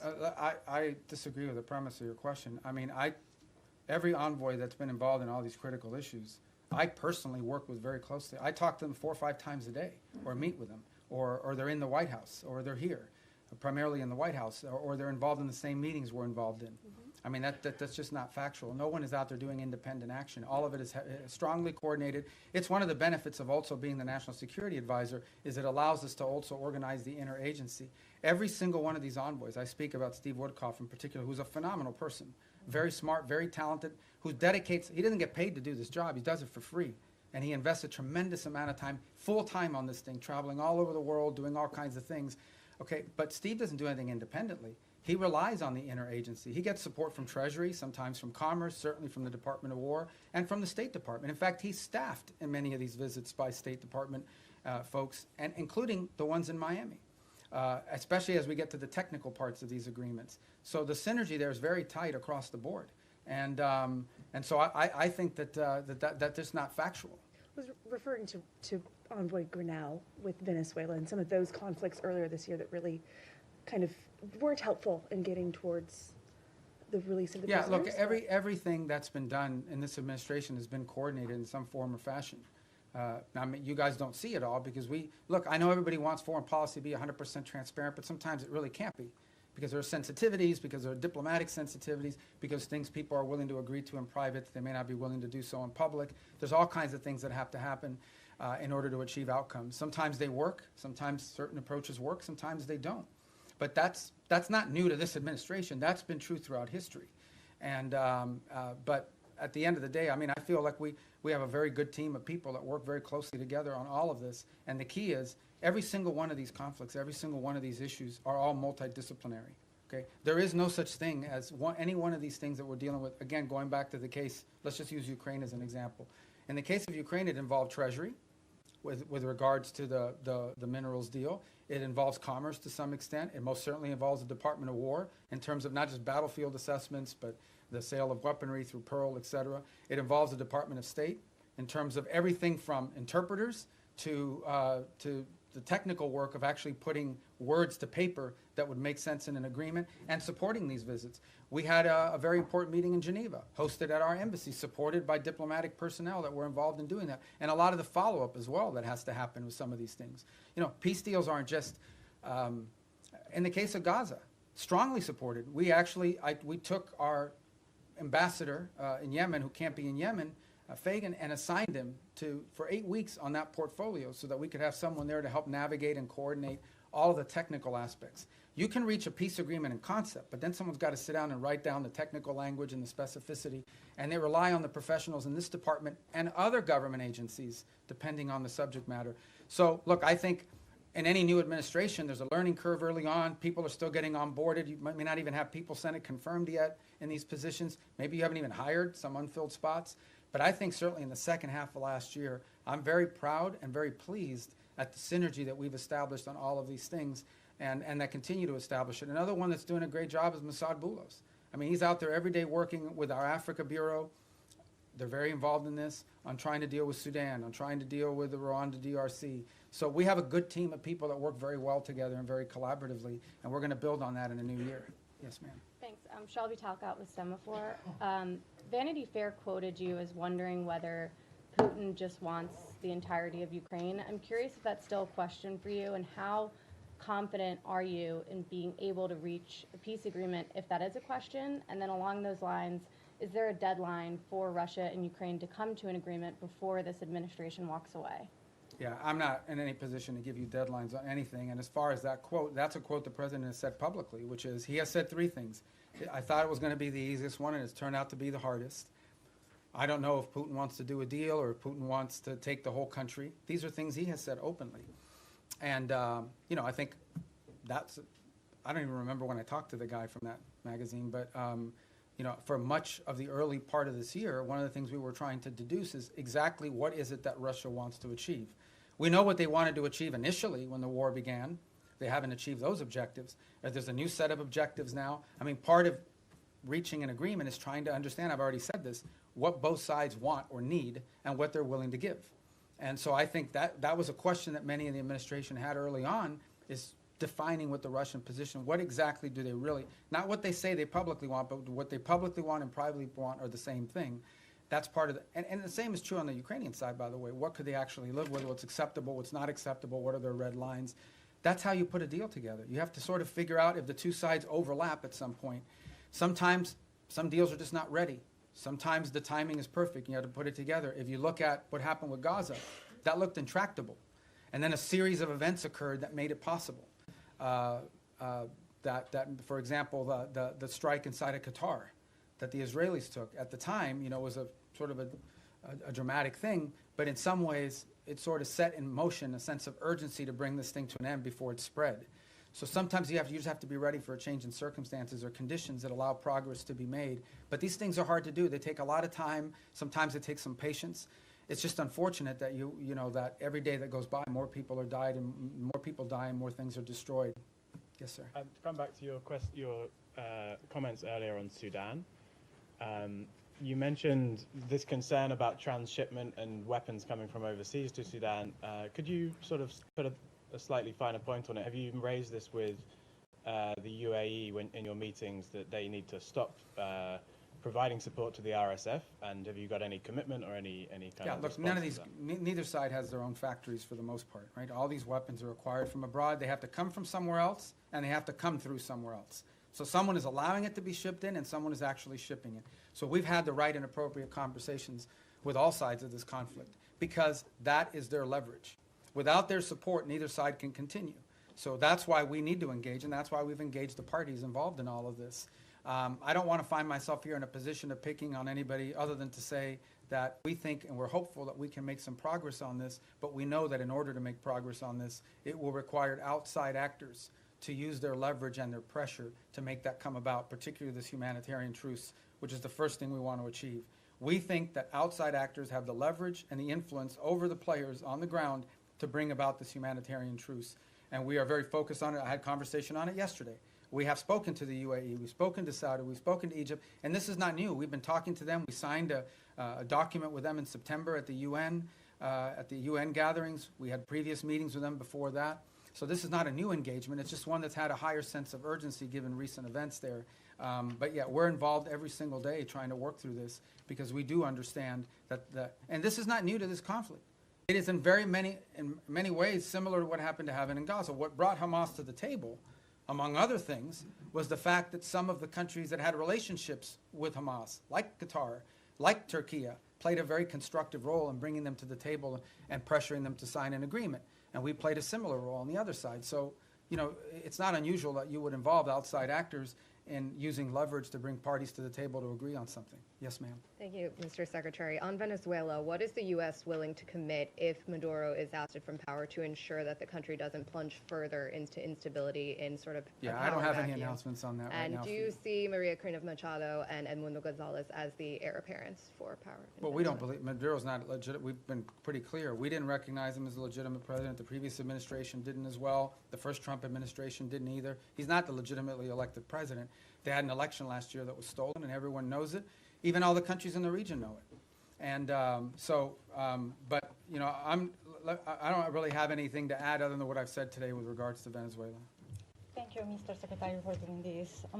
According to a poll by the Reagan Institute, 62% of all Americans support the use of military force against suspected drug traffickers in the Caribbean. And among MAGA Republicans, 90% support the military use against suspected drug traffickers in the Caribbean. So how does the State Department view or analyze these figures? Yeah, I mean, we don't do foreign policy by poll, and our job is to carry out the directives of the president. The president was elected. Donald J. Trump was elected the president of the United States, and he promised that if elected, he would go after drug cartels, and that's what he's doing. He is keeping a promise he made to the American people upon which they elected him to be president. He told them he would protect this country, and that's what he's doing, and he told them he would go after drug cartels, and that's what he's doing. So it doesn't surprise me if that poll is accurate, because the president's simply living up to the promises that he made when he ran for office. Yes, ma'am. Mr. Secretary, on Gaza, you've said repeatedly in this room now that this is peace is a process, that phase 2 could take next 2 to 3 years. Is there a possibility To fully implement. To fully You implement. can't build buildings in one day. Right? Is there a possibility in your mind that the status quo, more or less as we see it now, with this sort of insufficient flow of aid, periodic violations of the ceasefire by each side, a lack of reconstruction, and of course the absence of an international security force, that this could potentially continue more or less through the rest of the president's term? And if not, I'm not asking for a date, but I think we'd all like to know. We've heard from the president and yourself that there are all these countries that want to join the international security force. When will they deploy? Are we talking in the next year, in the next couple of years? And is there a certain amount of time that could pass at which point the administration, without an ISF, at which point the administration would green light or will green light Israel to resume its war? The way to answer that question is this way. No one is arguing that the status quo is sustainable in the long term nor desirable. And that's why we have a sense of urgency about bringing phase 1 to its full completion, which is the establishment of the border peace and the Palestinian Technocratic Authority or organization that's going to be on the ground. And then the stabilization force comes closely thereafter. Once we've established that, we have a lot of confidence that we are going to have the donors for the reconstruction effort and for all the humanitarian support in the long-term building of phases 2 and phases 3. We just don't think that we're going to get to phase 2 or phase 3. We don't believe that we can have a successful donor conference, just as a real example, until people know they want to know who's in charge, and they want to know that there's security. Okay? They want to make sure that who's going to pledge billions of dollars to build things that are going to get blown up again because a war starts. So they want to know who's in charge, and they want to know that there's security, and that there'll be long-term stability. So no one would argue that what we have in place now is sustainable in the long term. We have to get to the completion of phase 1. I am confident we will, within the time frame necessary to make it successful. It's just not today, but hopefully very, very soon. We've made real progress. We made progress as late as yesterday in additional names for this Palestinian organization that's going to be the technocratic organization. So I think we're very close. I think we're going to get there. I'm optimistic that we're going to be able to get through phase 1. And then what I meant about taking years for phase 2 or phase 3 is not years to start it. I'm just being, to rebuild a place, to put buildings and rebuild an economy, that takes time. You'll have the donors, but you still have to have the equipment. You got to build. You have to do all that sort of thing. This is a long-term project. Phase 1 is not a long-term project. It has to happen. I'm confident it'll happen within a time frame that makes it successful. We're very committed to it, and so is everybody else. Everybody else in the region understands that there is no plan B. If this doesn't work, plan B or what's going to happen is a new war, and no one wants that. No one wants that. So, Mr. Secretary, are you going to be able to tell us in the next year who is going to secure Gaza and we'll have to have who it is much, going you're to talking about disarm? the stabilization force? Yes. Yeah. That'll have to happen much more than a year from now. That is the completion of phase 1. When we get through the establishment of the stabilization force, border peace, Palestinian group, stabilization force. All those things happen, boom, boom, boom, 1, 2, 3. They have to happen very quickly, not a year from now. This is something we're aiming at very soon. It has to. It's what we're focused on right now, like a laser. All right, yes, sir. Mr. Secretary, thanks for all the time, and it's not going to be 4 hours, I promise. It's an hour and a half. You see the press corps is hungry for engagement here. I hope the State Department will return to regular press briefings soon. You got a great spokesperson's unit over there that's more than capable of handling it. A couple quick questions. The President directed you through executive order to explore sanctions of sectors and chapters of the Muslim Brotherhood. Qatar is ground zero for the Muslim Brotherhood. This administration obviously has a very close relationship with the Qataris. How do you confront the Muslim Brotherhood without confronting the Qataris? That's my first question. Second question is on UNRWA. There's a report that the State Department is in deep discussions about possibly sanctioning UNRWA. What's your mindset on that? And do you feel there is any role for UNRWA absent humanitarian aid delivery in the future? I think we can deliver humanitarian aid without UNRWA. I think UNRWA is a corrupted organization that's unsalvageable, period. And I think our policies reflect that. On the first point that you talked about, I think we'll have some announcements, and not today, early next week, on Muslim Brotherhood. Designating groups there's a series of internal steps, despite what people may or may not perceive. There are things we have to meet, criteria we have to meet, information we have to have, boxes we have to check, legal reviews that have to happen, and that takes time.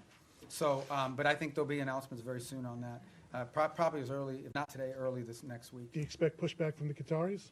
Well, I'm not going to comment on which segments of the Muslim Brotherhood. As you know, there are different chapters, for lack of a better term, and individuals spread throughout the world. But the president's issued his executive order, and we're working through the execution of it. And we'll get to what we need to get to. A lot of this obviously depends, from a legal review standpoint. You have to have certain information that you can cite in order to justify the designation. So we're working through that. We'll have some announcements next week, and they won't be the last announcements that we have. Yes, sir. Yeah, Mr. Secretary, thank you for doing this today. This conversation between my colleagues and yourself paints a seemingly chaotic and hostile world at times. So very simply and generally put, what do you believe is the biggest threat facing the United States today? I don't know we live in a world where we have a single threat that we can identify. I think there are multiple things that you look, both short-term and long-term.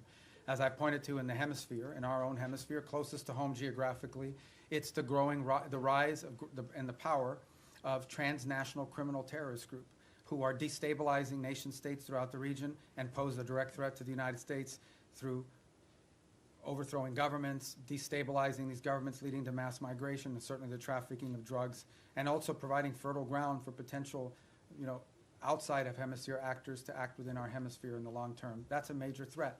I think we face some challenges. And we know the United States industrial base, the United States supply chains become dangerously dependent on other countries for many of the things that are elemental and critical to not just sustaining what we have, but building the economy of the 21st century.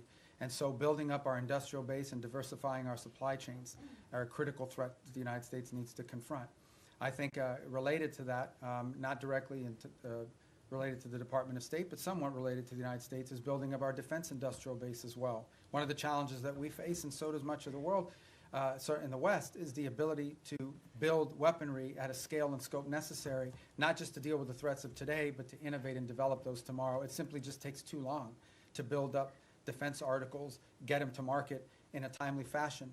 And not only do we complain about that, but we have allies who want to buy things from us that we just haven't been able to produce fast enough. And so the president's made that a priority to confront. I think beyond that, I think you would argue that in the big picture, long term, we have to understand that the United States has interests in every part of the world that are related to these two threats. In the case of Africa, we see countries that have extraordinary opportunity to develop economically, the youngest population in the world, and the United States wants to have relationships, both commercial and personal, with many of these nations as they emerge in their own right into an era of prosperity. We want to be there to help assist in that if possible. We want to make sure that American interests are taken into account. Unfortunately, there are many countries around the world that in the past have had to rely on predatory practices of other countries to receive stability, to receive funds necessary to build infrastructure or what have you. We want to make sure that American businesses are at the table offering alternatives, be it in telecommunication, be it in artificial intelligence and technology, be it in basic infrastructure. So there's a lot of things to uncover and unpack, and I think in the long term as well. And I think our national security strategy reflects a lot of this. So I wish we lived in a world where we had one major threat. Many of these are interrelated. Yes, sir. Thank you, Mr. Secretary. I was going to ask my questions in Calibri, but since you do not Wow. communicate that I in that speak Times anymore, New Roman. I am. I'm going to ask in Times New Roman instead. Sorry about the Dolphins. That's all right.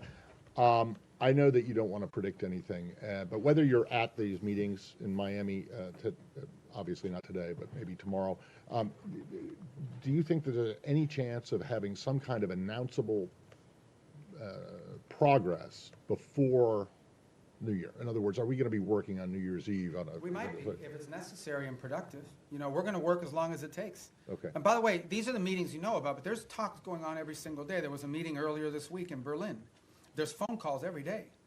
There's phone calls every day, be it with my counterparts that are national security advisors, or my counterparts that are foreign ministers, or what Steve is engaged in, or what Jared's been engaged in, or what even at the diplomatic level, some of, you know, there are days where it's Matt Whitaker, over our ambassador to NATO, that's involved in a conversation, or one of our ambassadors, ones in the nation states that are relaying back a conversation or involved in one. So there's work happening every day, all the time, probably around the clock.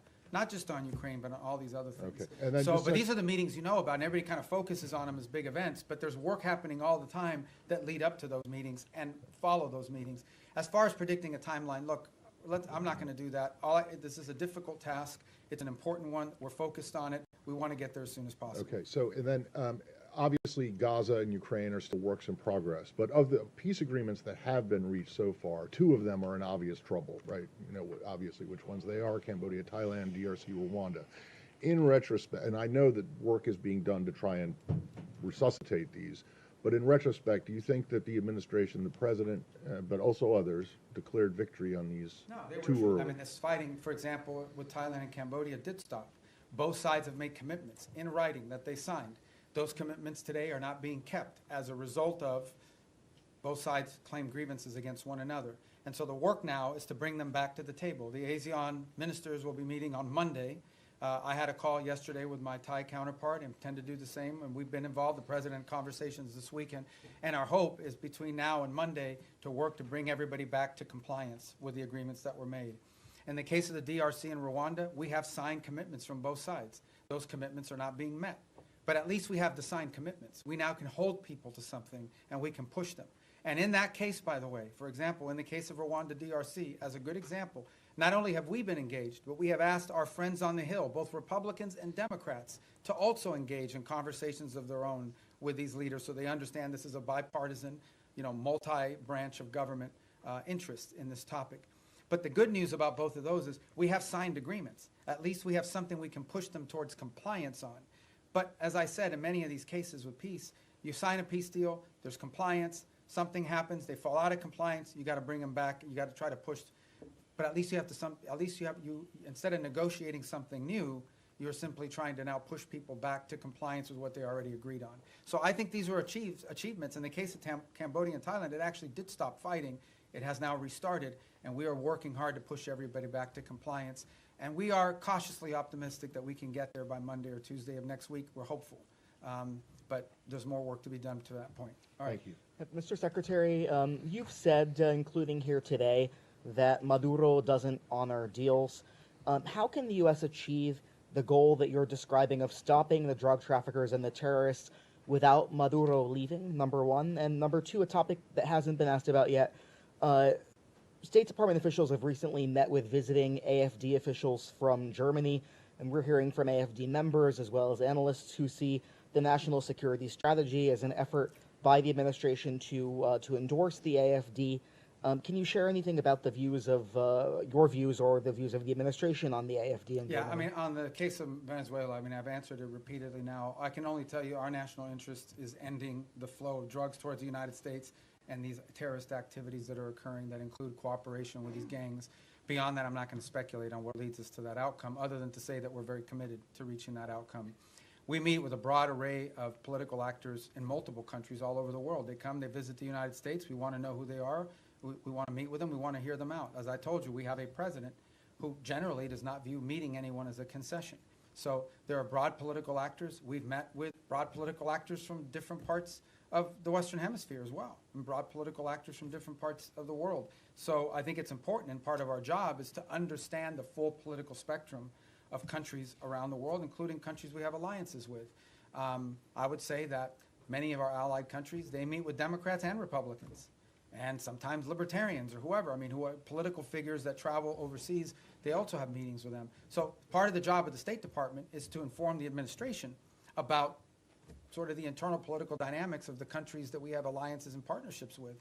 Because in the end, we don't know what the outcomes of elections are, but understanding that the internal political climate of individual countries is a key part of determining how we approach and pursue public policy in partnership with them.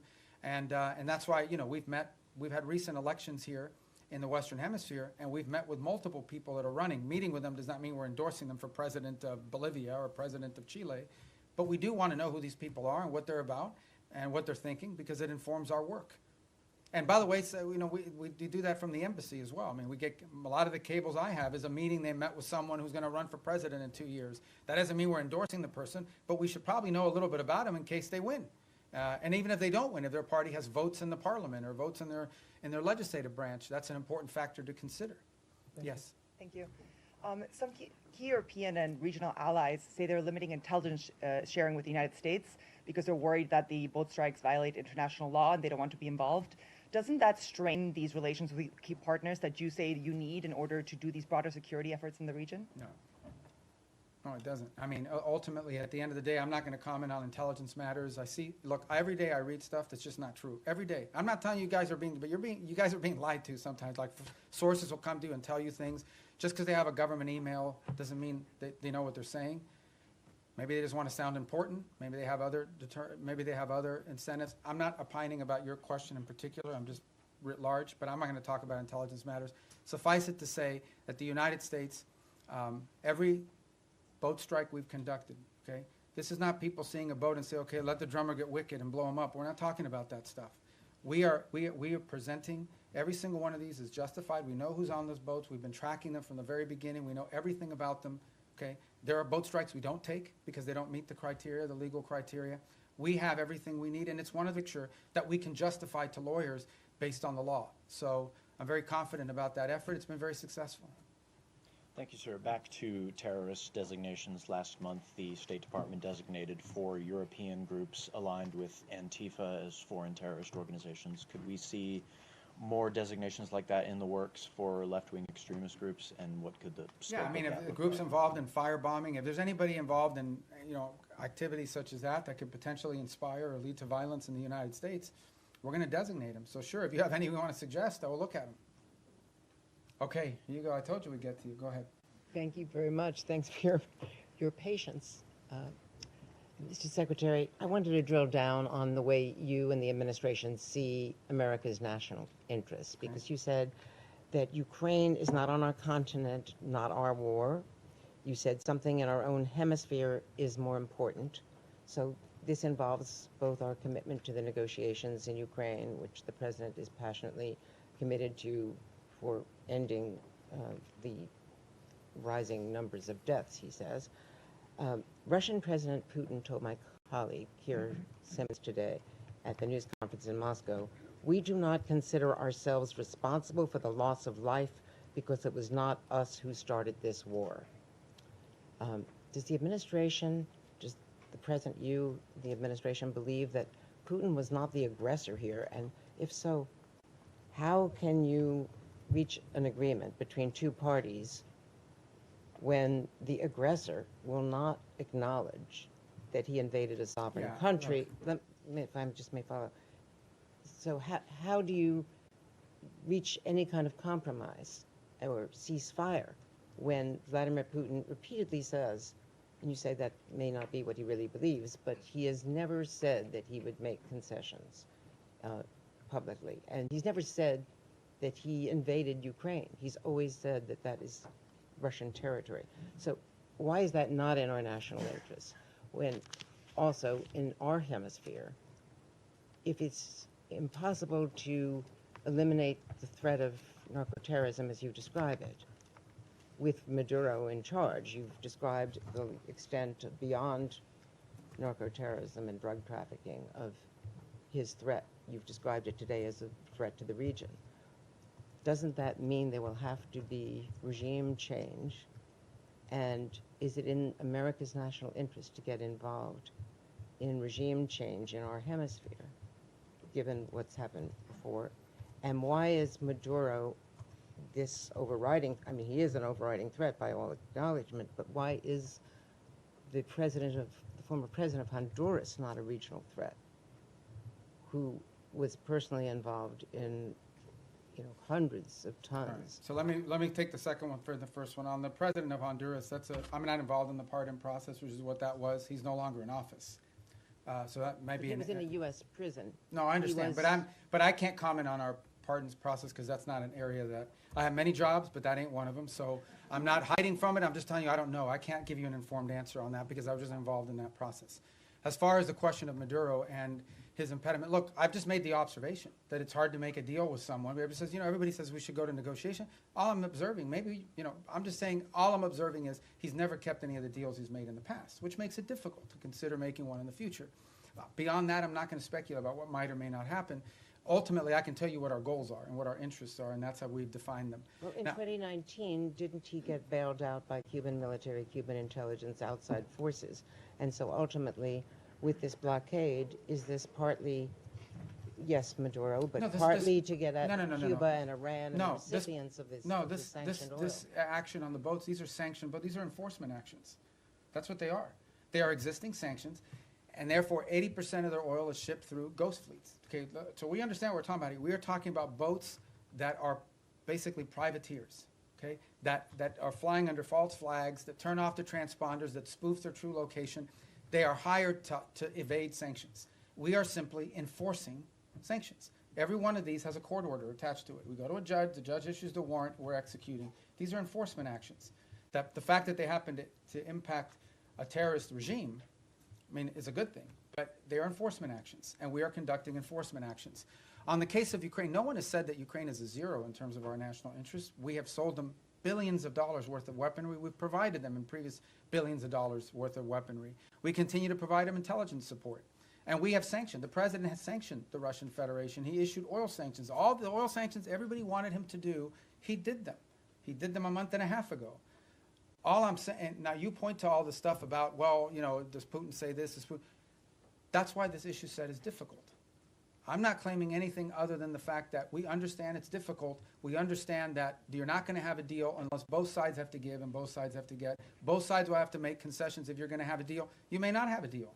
We may not have a deal. It's unfortunate. Is there a point where the U.S. should walk away from that if it well, is not a prime region interest because it's not in our continent? That's not my decision to make. Ultimately, the president will make a determination if and when he feels like further U.S. engagement is no longer productive or serves the national interest. That's a decision the president have to make. I can't speculate about that.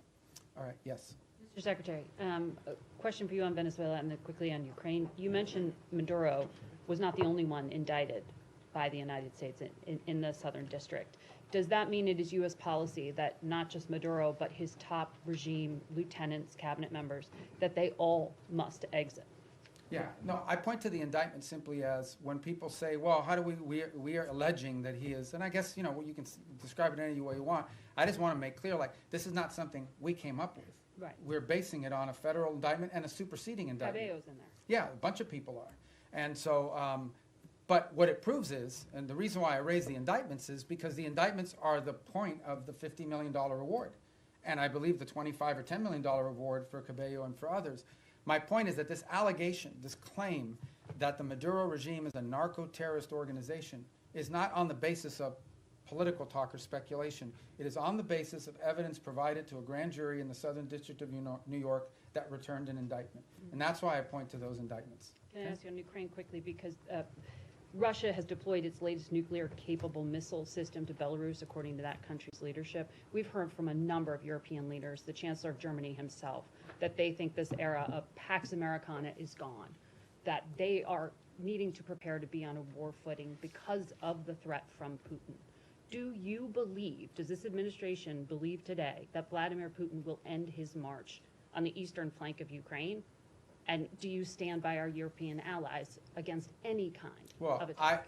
Look, we have heard the same concerns from our allies in NATO. It's why we are in NATO. It's why we meet with them. It's why we talk to them all the time.